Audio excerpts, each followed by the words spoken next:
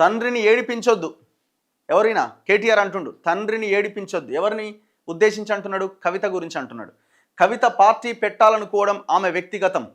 వ్యక్తిగత సమస్యలతో పెట్టే పార్టీలు సక్సెస్ కావు. అంటే కవిత సక్సెస్ కాదు అని అంటున్నాడు. జైలుకు వెళ్తే సీఎం అవుతామనుకోవడం భ్రమ. పార్టీ పేరును బీఆర్ఎస్గా మార్చి నష్టపోయాం.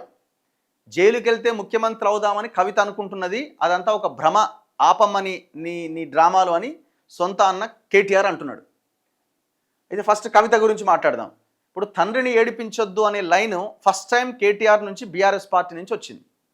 అంటే దీని ద్వారా మనకు అర్థమవుతుంది ఏంటి? కవిత మీద కూడా కౌంటర్ అటాక్ స్టార్ట్ చేయబోతుంది బీఆర్ఎస్ పార్టీని అర్థమవుతుంది. మొన్నటిదాకా సైలెంట్గా ఉన్నారు, ఎవరు మాట్లాడలేదు. హరీష్ రావునన్నా కేటీఆర్నన్నా ఇంకెవరినన్నా కూడా బీఆర్ఎస్ పార్టీ నుంచి పెద్దగా రెస్పాన్స్ లేదు. కొంతమంది మహిళా నాయకురాల్లో ఎవరో వచ్చి తెలంగాణ భవన్లోనో అక్కడో ఇక్కడో ప్రెస్ మీట్ పెట్టి ఏదో ఛానల్స్ మీద మాట్లాడడం తప్ప పార్టీ పరంగా ఇంతవరకు రెస్పాండ్ అయిన సిచ్యువేషన్ అయితే లేదు. ఏదో ఆ పార్టీ పెట్టిందంటే ఆమె వ్యక్తిగతం అని ఏదో మాట్లాడడం జరిగింది, కానీ తండ్రిని అటాక్ చేస్తుంది, తండ్రిని ఏడిపిస్తున్నది అనేటువంటి స్టేట్మెంట్ ఫస్ట్ టైం. అంటే దీన్ని బట్టి మనకు అర్థమవుతుంది ఏంటి? కవిత మీద జరగబోయే అటాక్ ఎట్లా ఉండబోతుందంటే సొంత తండ్రిని, కన్న తండ్రిని ఏడిపిస్తుంది కన్న కూతురు అనే ఒక ఎమోషనల్ లైన్ తీసుకొచ్చి కవితని టార్గెట్ చేసే అవకాశం కనబడుతున్నది. మరి ఆమె దాన్ని ఎట్లా డిఫెండ్ చేసుకుంటుంది అన్నది చూడాలి. ఇది ఇంటర్నల్ వార్. ఇది ఒక రకంగా చెప్పాలంటే ఇది ఫ్యామిలీ మధ్య వచ్చిన భయంకరమైన డిస్ప్యూట్స్ ద్వారా వచ్చినటువంటి గొడవ, దాని ద్వారా వచ్చినటువంటి కవిత బయటికి రావడం, పార్టీ పెట్టబోతుంది, ఇవన్నీ జరుగుతున్నాయి. సో ఇప్పుడు బీఆర్ఎస్ యొక్క కౌంటర్ ఎట్లా ఉండబోతుందంటే తండ్రినే అటాక్ చేస్తుంది, కేసీఆర్నే అటాక్ చేస్తుంది, తెలంగాణ జాతిపితనే అటాక్ చేస్తుంది, కన్న తండ్రినే అటాక్ చేస్తుంది అనే ఒక ఎమోషనల్ లైన్ని తీసుకునే అవకాశాలు కనబడుతున్నాయి. సో కొంత అగ్రెసివ్గా కవిత మీద వెళ్ళాలని డిసైడ్ అయినట్టు కేటీఆర్ వ్యాఖ్యల ద్వారా అర్థమవుతున్నది. మరి దీనికి కవిత ఏ రకంగా రియాక్ట్ అవుతుంది? నేను అనుకోవడం ఆమె ఖచ్చితంగా ఇవాళనో రేపో ప్రెస్ మీట్ పెడుతుంది. ఇప్పుడు కేటీఆర్ భయం ఏంటంటే ఏమేమి ఉన్నాయో ఆమె దగ్గర, ఏం కథనో ఏం చెప్తుందో అని ఈయన భయం ఈయనకున్నది.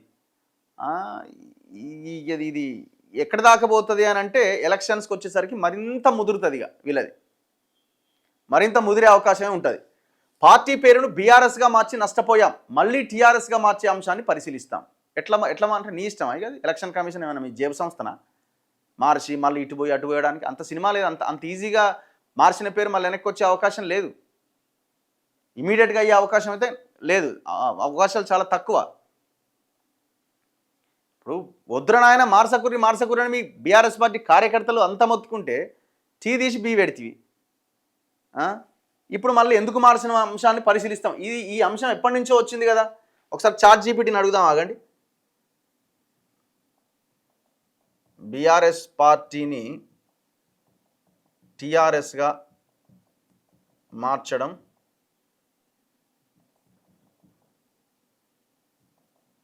అంత ఈజీనా?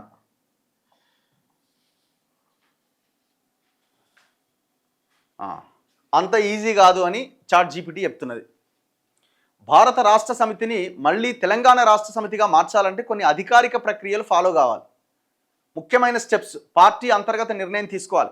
Party executive committee general body మీటింగ్లో ఒక రెజల్యూషన్ పాస్ చేయాలి. చేస్తారు, ఏముంది, వాళ్ళదే పార్టీ కాబట్టి అనుకుంటే చేస్తారు. ఎలక్షన్ కమిషన్ ఆఫ్ ఇండియా అనుమతి కావాలి. పేరు మార్పు కోసం ఈసీకి ఒక అప్లికేషన్ పెట్టుకోవాలి. వారు పేరు యూనిక్గా ఉందా, ఇతర పార్టీలతో కన్ఫ్యూజన్గా ఉందా చూసుకుంటారు. Symbol and registration update. Party పేరు మారితే రికార్డ్ సింబల్ వివరాలు అప్డేట్ చేయాలి. లీగల్ ఇష్యూస్ కనుక ఉంటే, కోర్టు కేసులు లేదా ఇతర అభ్యంతరాలు కనుక వస్తే ఆలస్యం. ఇది ఎవడోడు కేసు వేస్తాడు, కేసు వేయకుండా ఉంటాడా? అయితే టీఆర్ఎస్ అనే పేరు ఇప్పటికే ఖాళీగా ఉందా లేదా అన్నది కూడా కీలకం. ఎవరైనా ఆ పేరుతో రిజిస్టర్ అయి ఉంటే తిరిగి అదే పేరు పొందడం కష్టం.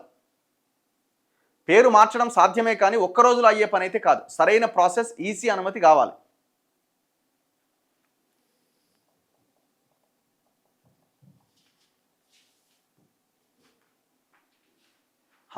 తెలంగాణ రాష్ట్ర సమితి అనే పేరు సాధారణంగా ఖాళీగా ఉండే అవకాశం ఉందట ప్రస్తుత పరిస్థితి చెప్తుంది. ఎందుకంటే అది అధికారికంగా భారత రాష్ట్ర సమితిగా మారింది. కానీ ఇది ఆటోమేటిక్గా మళ్ళీ తీసుకోవచ్చు అనేది కాదు. అంటే పోయి మనదే కదా అని చెప్పి మార్కెట్లోకి పోయి తీసుకునేది కాదు అది. సో మళ్ళీ దానికి ప్రాసెస్ ఉంటుంది. ఎందుకు కన్ఫ్యూజన్ వస్తుంది అంటే పార్టీ పేరు మార్చినప్పుడు పాత పేరు వెంటనే ఇతరులకు ఇవ్వరు. అది కొంతకాలం రిజర్వ్గా ఉంటుందట. ఇప్పుడు టీఆర్ఎస్ నుంచి బీఆర్ఎస్గా మారింది. మరి టీఆర్ఎస్ ఎక్కడ ఉందంటే దాన్ని రిజర్వ్లో పెడతారు. అట్లా వెంటనే వేరే వాళ్ళకు కూడా ఇవ్వరు. ఇప్పుడు కవిత అంటుంది కదా, టీఆర్ఎస్ పార్టీ పేరు ఖాళీగా ఉంది, దాన్ని మళ్ళీ నేను తీసుకుంటా అని. సో ఆమెకి తీసుకోవడం కూడా ఇంపాసిబుల్, ఎందుకంటే కొద్ది రోజుల పాటు రిజర్వ్లో పెడతారు, వెంటనే ఇవ్వరు. సో అందుకే ఆమె చెప్పింది కూడా తప్పు. టీఆర్ఎస్గా మా ఆమె ఒక క్యూరియాసిటీ పెంచడానికి, అంటే ఆమె పార్టీ పేరు ఏంటి అని 25వ తేదీన ప్రకటించబోతున్నారు కదా. సో ఒక క్యూరియాసిటీని పెంచడానికి ఆమె చెప్పుకున్నటువంటి విషయం తప్ప ఆమె పార్టీ పేరేం టీఆర్ఎస్ కాదు. ఎలక్షన్ కమిషన్ ఆఫ్ ఇండియా దగ్గర ఫైనల్ క్లియరెన్స్ తప్పనిసరి కావాలి. ఒకవేళ ఎవరైనా కొత్త పార్టీగా టీఆర్ఎస్ పేరు కోసం కనుక అప్లై చేస్తే ఈసీ అనుమతిస్తే మాత్రమే అవుతుంది. బీఆర్ఎస్ మళ్ళీ టీఆర్ఎస్గా మారాలంటే కూడా అదే ప్రాసెస్, ఫ్రెష్ అప్రూవల్ కావాలి.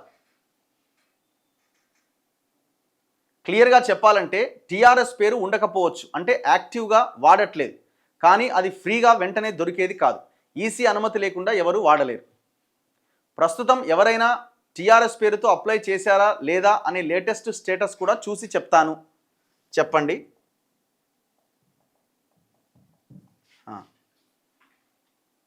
ప్రస్తుతం అందుబాటులో ఉన్న సమాచారం ప్రకారం టీఆర్ఎస్ పేరుతో కొత్తగా ఎవరు అధికారికంగా రిజిస్ట్రేషన్ తీసుకున్నట్టు సమాచారం లేదు. అంటే ఆ పేరు యాక్టివ్గా వాడుతున్న పార్టీ ప్రస్తుతం లేదు. కానీ ఆ పేరు పూర్తిగా ఫ్రీ అని గ్యారంటీగా చెప్పలేం, ఎందుకంటే ఎలక్షన్ కమిషన్ ఆఫ్ ఇండియా దగ్గర పాత పేర్లు కొంతకాలం రిజర్వ్ లేదా సెన్సిటివ్ లిస్ట్లో ఉంచే అవకాశం ఉంటుంది.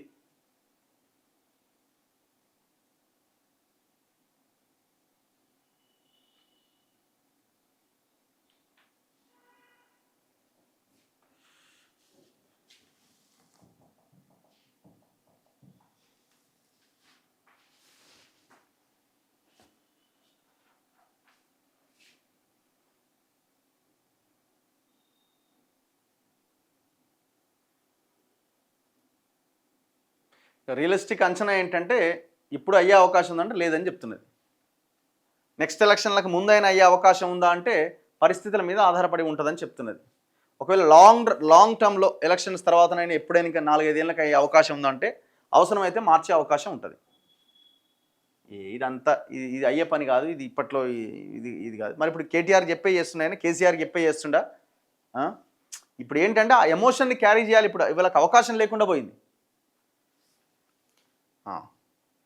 ఎన్టీఆర్, వైఎస్ఆర్, చంద్రబాబు, కేసీఆర్ గొప్ప ముఖ్యమంత్రుడట. ఓహో, ఎన్టీఆర్ గొప్ప ముఖ్యమంత్రి, వైఎస్ఆర్, చంద్రబాబు కూడా గొప్ప ఆయనేనా? కేసీఆర్ కూడా ఇంకా అంతకంటే అందరికంటే గొప్ప కావచ్చు. గతంలో తప్పులు చేశాం, సరిదిద్దుకుంటాం, కార్యకర్తలే కేంద్రంగా రాజకీయాలు చేస్తాం, 2027లో పాదయాత్ర చేపడతా, మీడియాతో చిట్చాట్లో కేటీఆర్ వ్యాఖ్యలు.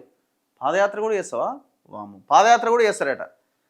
అంటే కేటీఆర్ అనే వ్యక్తి ఆ పార్టీ వర్కింగ్ ప్రెసిడెంట్గా ఉండడమే రేవంత్ రెడ్డికి కావాలి. ఇప్పుడు మరి 2027లో నువ్వు పాదయాత్ర చేస్తే మరి హరీష్ రావు ఎక్కడ పోవాలి? అసలు పాదయాత్ర చేసిన వ్యక్తే కదా పార్టీని మొత్తం ముందుకు తీసుకెళ్లేది, దాని తర్వాత ఒకవేళ అధికారంలోకి వస్తే ముఖ్యమంత్రి అయ్యేది. మరి హరీష్ రావు ఎక్కడ పోవాలా? ఇద్దరు కలిసి చేస్తారా? తెలంగాణ జాగృతి అధ్యక్షురాలు తన సోదరి కవిత కొత్త పార్టీ పెట్టి అంశంపై బీఆర్ఎస్ వర్కింగ్ ప్రెసిడెంట్ కేటీఆర్ తొలిసారి స్పందించారు. రాజకీయ పార్టీని ఎవరైనా పెట్టవచ్చు, అయితే పదవుల కోసం వ్యక్తిగత సమస్యలతో పెట్టే పార్టీలు సక్సెస్ కావు.